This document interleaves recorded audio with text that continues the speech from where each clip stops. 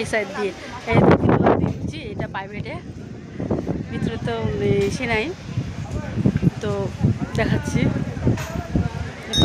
দেখতে পাচ্ছি। এবার আমি ব্যাক ক্যামেরা দেখাচ্ছি। হ্যাঁ, দক্ষিণে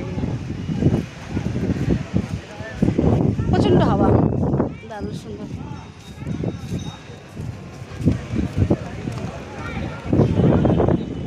জগন্নাথপুরীতে একটু খেলাম, সব খেলাম, প্রাণ মন পেট সব ভরে গেল, একটুখানি তবুও পেট ভরে গেল।